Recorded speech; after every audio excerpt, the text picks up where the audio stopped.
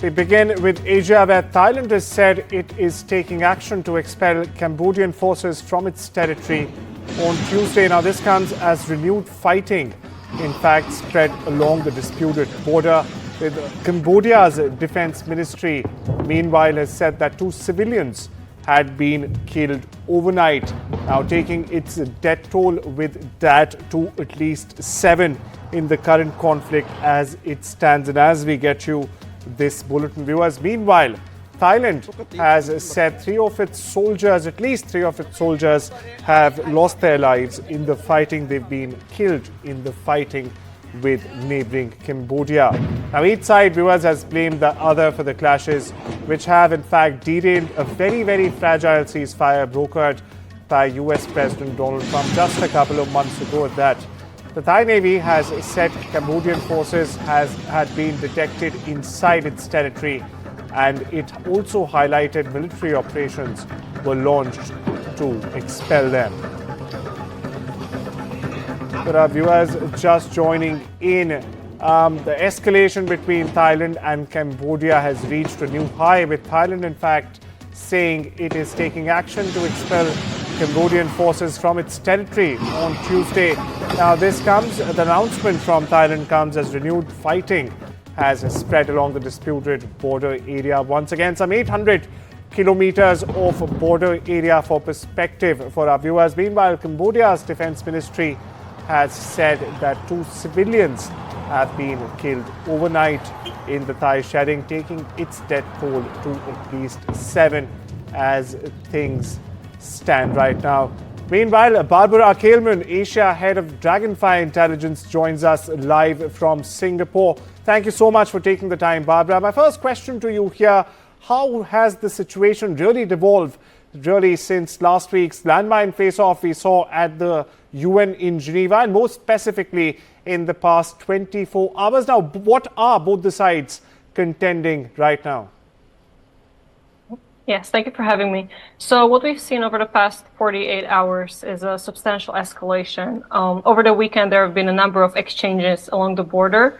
And yesterday, we saw significant escalation in the form of airstrikes by Thailand.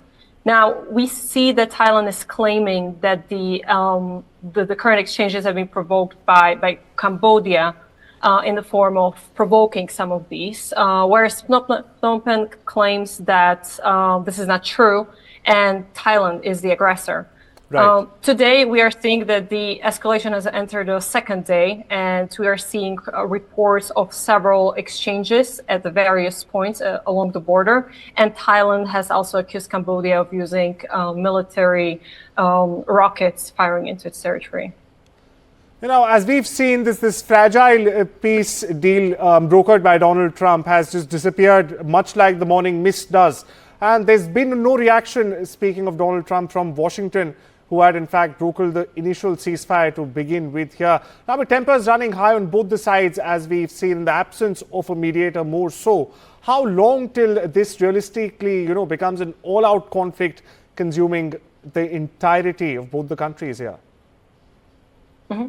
So that's correct. We've seen Thailand confirm that they haven't been directly contacted by the US yet, but we've seen some reports earlier today that suggested that US senior officials said that President Trump has made some remarks in regards to the situation. So we will see if there is any type of coordination or cooperation throughout today.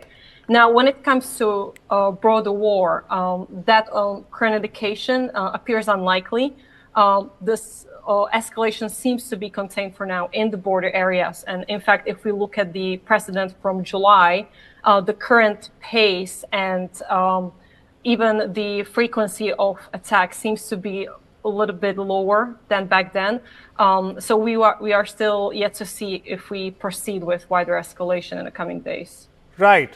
No. This conflict, we've seen the face-off, the landmine face-off in Geneva last week. We also have had a Thai PM, in fact, resigning because of the clip that went viral. Now, in your view, in the absence of any mediator, how exactly could de-escalation be achieved? More so now, the Shinawatra Hunsain family connection, the hotline that was, the back channel dialogue that was going on, that has also been stopped now. So how could de-escalation be achieved, or we could work towards de-escalation in such a volatile situation right now? Barbara. Yeah, so I would say that the current escalation seems to have, to a large extent, focus on the Thailand's claim that Cambodia continues to lay new landmines. Now, we don't really have a way to confirm some of these claims or which side triggered the conflict, but if we were to take this at face value, I think that any type of agreement around the landmines could be a potential path for de-escalation.